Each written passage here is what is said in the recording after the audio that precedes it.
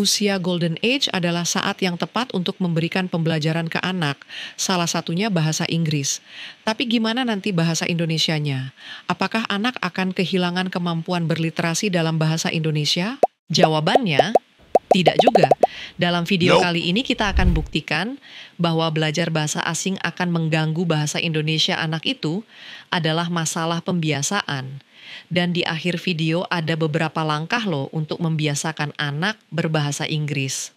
Tonton sampai selesai ya, karena akan ada fakta menarik yang sering menjadi kekhawatiran orang tua saat mengajarkan anak bahasa Inggris secara intensif. Kita akan membagi video ini menjadi 2 segmen, yaitu urgensi mempelajari bahasa Inggris sejak dini, dan apa efek samping yang mungkin akan terjadi pada anak kita, terutama saat dalam masa pengasuhan. Belajar bahasa pada anak memiliki beberapa keunggulan. Faktor usia mulai belajar bahasa atau age of onset merupakan salah satu faktor penentu keberhasilan dalam belajar bahasa. Belajar bahasa akan memperoleh kesempurnaan kalau mulai pada usia dini, karena pada usia ini secara biologis otak memiliki tingkat elastisitas yang tinggi yang memungkinkan seseorang belajar bahasa lebih cepat. Dalam interaksi sosial, anak bilingual memiliki kemampuan untuk berteman dengan orang-orang dari latar belakang sosial yang lebih luas dan beragam. Terima kasih kepada tingkat kepercayaan diri yang tinggi. Beberapa penelitian menunjukkan bahwa anak usia prasekolah yang dibesarkan sebagai bilingual lebih mudah memahami keinginan dan perspektif orang lain, serta memiliki kepekaan yang lebih tinggi terhadap cara berkomunikasi teman sebayanya. Dilihat dari gestur tubuh, nada suara, dan lain-lain. Penelitian menyebutkan bahwa anak bilingual terbukti memiliki bakat menghafal lebih unggul daripada anak monolingual. Selain itu, anak bilingual mudah fokus lebih lama dan mampu beralih tugas dengan mudah. Membesarkan anak sebagai penutur bilingual atau multilingual juga dapat memberikan peluang kerja serta kemampuan untuk bepergian dan bekerja di negara lain. Meskipun banyak keuntungan dalam membesarkan anak secara bilingual, orang tua juga akan dihadapi dengan tantangan yang muncul selama membekali anak dengan bahasa kedua. Di antara yang sering muncul adalah anak bilingual mungkin memiliki kosakata yang lebih sedikit dalam masing-masing bahasa dibandingkan dengan penutur monolingual. Namun, total kosakata gabungan mereka seringkali lebih besar. Beberapa anak mungkin mengalami keterlambatan dalam mulai berbicara.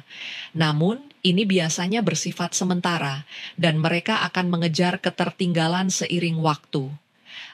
Anak bilingual sering mencampur 2 bahasa dalam satu kalimat. Ini adalah bagian normal dari perkembangan bahasa dan bukan tanda kebingungan. Kami mendapati sebuah tayangan short di channel Good Parenting Indonesia yang cukup diminati. Short tersebut memiliki fakta unik tentang pengajaran bahasa Inggris kepada anak usia dini yang berhasil. Mari kita simak. Viral, anak internasional jago bahasa Inggris, tapi bahasa Indonesianya kacau. Bukan. Skala itu bahasa Inggrisnya jago banget ya. Mungkin karena dia di Bali, international school. Yes. Cuma bahasa Indonesianya tuh nggak pelok, ngerti gak sih? Oke. Kan gue sering banget mendengar anak-anak tuh ngomong bahasa Inggris, cuma bahasa Indonesianya, mother language-nya tuh jadi kayak bule. Padahal orang Indonesia gitu. Tapi dia hebat sih. Menurut gue Tapi Enggak. fluent banget bahasa Indonesianya. Jadi gini, ini menarik banget juga sih. Dari awal skala kecil gitu ya. Nah, aku tuh udah nge-observe bahwa ternyata dia bisa Bahasa Inggris. bahasa Inggris dan Bahasa bahasa Indonesia. Oke. Jadi aku langsung pepetin tuh dua patahin, bahasa iya. itu. Jadi dia hanya bisa berinteraksi secara fluent dengan bahasa Indonesia, tapi hanya berinteraksi seperti ini. Bukan dengan baca atau dengan ya baca ya, maksudnya kayak kemarin aja tuh misalnya baca koran lagi lah cek atau baca mata gitu. Iya, dia baca sesuatu kayak di rumah sakit gitu. Jangan ini ya, dilarang. Dia tuh bingung kayak spellnya gimana ya gitu. Kalau baca bahasa Inggris, Bahasa Indonesia, bahasa Inggris malah lebih bahasa Inggris Inggris malah ya? lebih bagus. Jadi malah sebenarnya nggak apa-apa juga sih ketika sekarang kita udah tahu kekurangannya di mana, berarti kita harus latih di bagian itunya. Iya. Along the way ya tetap dia belajar seperti biasa, misalnya bahasa Inggrisnya, Iya. komunikasinya gitu. Jadi tetap diobserve aja terus. Tapi dari bayi kalian ngomong ke skala bahasa Indonesia terus Bahasa kan? Indonesia. Jadi mother language-nya tetap harus bisa Bahasa dulu, Yes. baru sekarang bahasa Iya. Inggrisnya mengikuti Iya. gitu kan. Dan Kalau dia, bahasa iya. jadi bahasa Inggris dan bahasa Indonesia itu dari aku, Iya. dari Dito sudah jelas. Udah jelas. Di situ disebutkan oleh narasumber bahwa dalam pengasuhan mereka, ayah yang tidak pandai berbahasa Inggris fokus untuk berinteraksi menggunakan bahasa Indonesia. Sedangkan ibu yang pandai berbahasa Inggris fokus untuk berinteraksi dalam bahasa Inggris. Ini mengantarkan kita pada tips yang terbukti sukses dalam membesarkan anak bilingual. Tips yang pertama, konsistensi penggunaan bahasa. Gunakan pendekatan seperti satu orang, satu bahasa untuk membantu anak membedakan bahasa. Tips kedua, perbanyak metode atau cara belajar. Libatkan anak dalam berbagai aktivitas menggunakan kedua bahasa seperti membaca buku, menonton film, dan bermain. Tips yang ketiga, dukungan dari lingkungan luar. Walaupun menurut teori nativis, behavioristik, dan teori kognitif menunjukkan bahwa lingkungan bukan faktor penentu anak mahir berbahasa asing. Namun pelibatan guru dan komunitas dalam mendukung perkembangan bahasa anak bisa menjadi perangsang yang baik.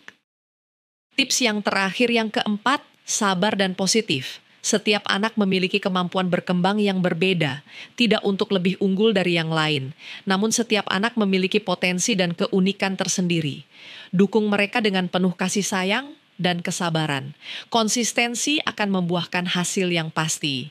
Selamat ya, sudah menonton sampai sini, artinya Good Parents sangat peduli dengan perkembangan linguistik anak Anda. Jika Good Parents suka dengan konten ini, silahkan like dan subscribe ya. Sertakan juga komentarnya agar channel ini semakin baik dan bermanfaat bagi pengasuhan anak di Indonesia. Jadi Good Parents, keseimbangan intensitas komunikasi antara dua bahasa itu penting ya dalam mengajarkan anak bahasa Inggris. Jadi jika anak rajin YouTuber berbahasa Inggris, pastikan juga Good Parents sering berkomunikasi dengan menggunakan bahasa Indonesia kepada anak. Terima kasih sudah menyaksikan video ini sampai selesai ya. Cek juga short kami dan video-video seputar parenting di Good Parenting Indonesia. Salam hangat, wassalamualaikum warahmatullahi wabarakatuh.